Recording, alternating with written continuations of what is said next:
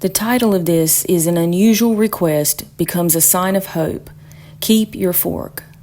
The sound of Martha's voice on the other end of the telephone always brought a smile to Brother Jim's face.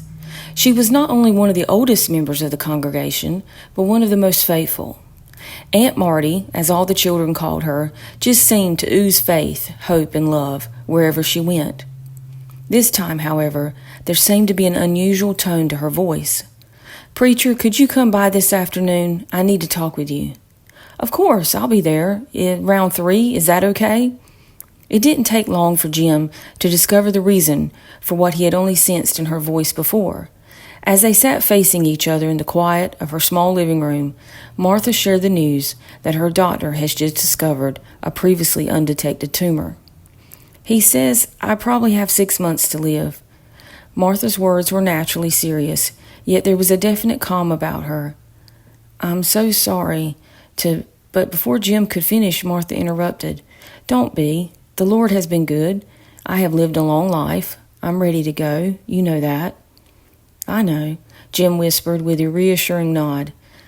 "But I do want to talk with you about my funeral. I've been thinking about it, and there are things I know that I want." The two talked quietly for a long time.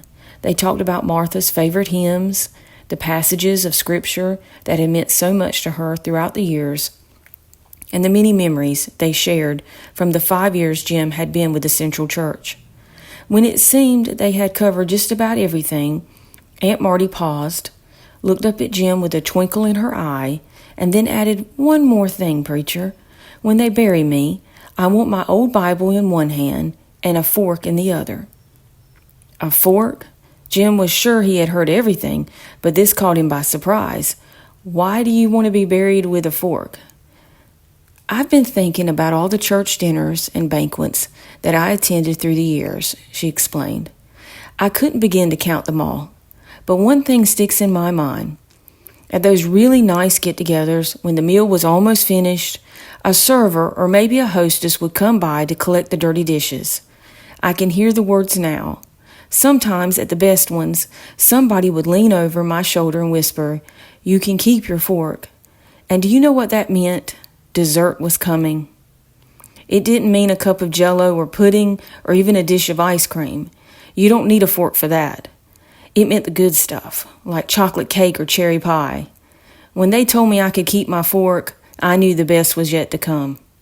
That's exactly what I want people to talk about at my funeral. Oh, they can talk about all the good times we had together. That would be nice. But when they walk by my casket and look at my pretty blue dress, I want them to turn to one another and say, 'Why the fork?' That's when I want you to tell them that I kept my fork because the best was yet to come." By Roger William Thomas.